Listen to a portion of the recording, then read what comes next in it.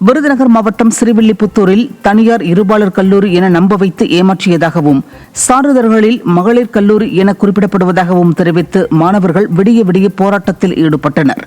கிருஷ்ணன் கோவில் அருகே இயங்கி வந்த தனியார் மகளிர் கலை மற்றும் அறிவியல் கல்லூரி சில ஆண்டுகளுக்கு முன் இருபாலர் கல்லூரியாக மாற்றப்பட்டதாக அறிவிக்கப்பட்ட நிலையில் இருபாலரும் பயின்று வருகின்றனர்.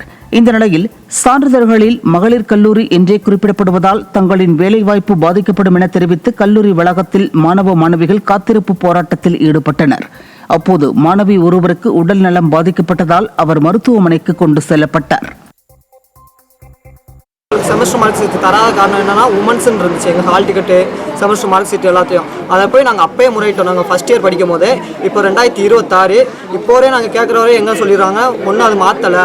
இதெல்லாம் யார் மேலே தவறு அப்படின்னு பார்த்தீங்கன்னா இங்கே ஆர்ஜேடி, அதுக்கப்புறம் கலெக்டர் ஆஃபீஸில், யூனிவர்சிட்டியில், அதுக்கப்புறம் சப் கலெக்டர் ஆஃபீஸில், ரிஜிஸ்ட்ரி இவங்க எல்லாம் சேர்ந்து கூட்டாக தான் இதை பார்த்துருக்காங்க. ஏன்னா ஃபீஸ் ஒரு முறையான ஃபீஸ் ஸ்ட்ரக்சரும் கிடையாது.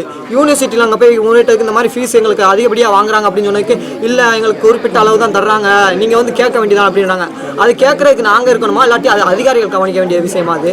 திண்டுக்கல் மாவட்டம் நத்தம் அருகே உளுப்பக்குடியில் வேட்டைக்காரன் சுவாமி கோவிலில் ஆண்கள் மட்டுமே பங்கேற்ற கறிவிருந்து விழா நடைபெற்றது. 50க்கும் மேற்பட்ட கிடாய்கள் மற்றும் 300க்கும் மேற்பட்ட அரிசி சிப்பங்களை கொண்டு சமைக்கப்பட்ட கறி விருந்து சாமிக்கு படையலிட்ட பின் பக்தர்களுக்கு அளிக்கப்பட்டது.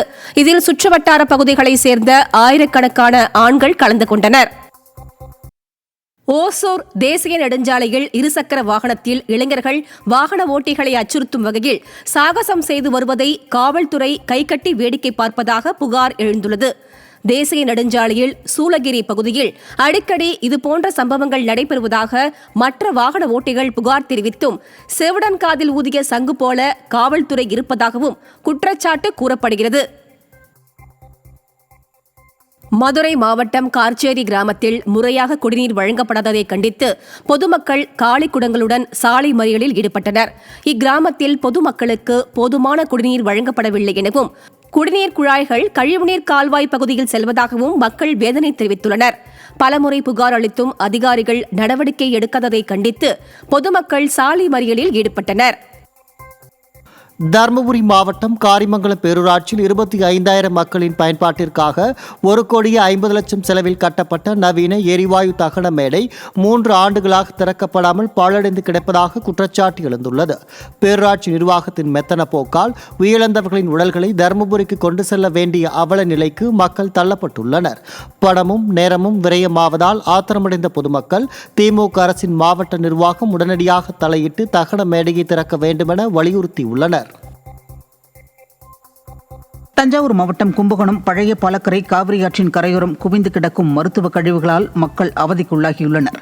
கொட்டி கிடக்கும் கழிவுகளால் கடும் துர்நாற்றம் வீசுவதோடு ஆற்று நீரை பருகும் கால்நடைகளுக்கு நோய் தொற்று ஏற்படுவதாகவும் தெரிவிக்கப்பட்டுள்ளது.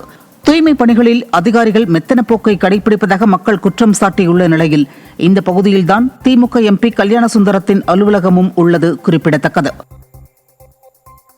தூத்துக்குடி மாவட்டம் திருச்செந்தூர் அருகே உள்ள தோப்பூர் பகுதியில் 5 ஆண்டுகளாக பாதாள சாக்கடை திட்டத்தை நிறைவேற்றாத நகராட்சியை கண்டித்து தேர்தலை புறக்கணிக்கப் போவதாக கூறி பொதுமக்கள் நூதன போராட்டம் நடத்தினர்.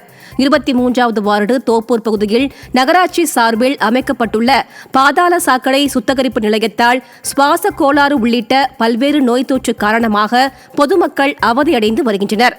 இதுகுறித்து பலமுறை கோரிக்கை வைத்தும் எந்த நடவடிக்கையும் இல்லாததால் பொதுமக்கள் தங்கள் வீடுகளில் கருப்பு கொடி கட்டி தேர்தல் புறக்கணிப்பு போராட்டத்தில் ஈடுபட்டுள்ளனர். செங்கல்பட்டு மாவட்டம் கோவளம் கடற்கரையில் சட்டவிரோதமாக கொட்டப்படும் கற்களால் மீனவ மக்கள் பாதிக்கப்படுவதாக குற்றச்சாட்டு எழுந்துள்ளது. திருப்போரூர் ஒன்றியத்துக்கு உட்பட்ட கோவளம் ஊராட்சி அன்சாரி நகர் பகுதியில் தனியார் ரெசார்ட் உரிமையாளர்கள் சிலர் திமுக ஊராட்சி மன்ற தலைவர் சோபனா தங்கம் சுந்தரின் ஒத்துழைப்போடு கடற்கரை பகுதியில் ராட்சத பாறைகள் மற்றும் கற்களை கொட்டியுள்ளனர்.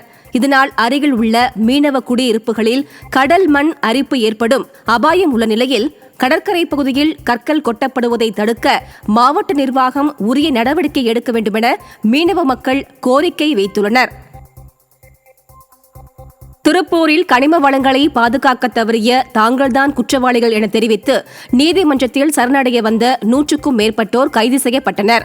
மாவட்டத்தில் அனுமதிக்கப்பட்ட அளவை விட அதிக அளவிலான கனிம வளங்கள் வெட்டி எடுக்கப்படுவதால் பெருந்தொழுவு, நாச்சிப்பாளையம் உள்ளிட்ட கிராமங்கள் பாதிப்படைவதாகவும் சாலைகள் சேதமடைவதாகவும் குற்றச்சாட்டு உள்ளது.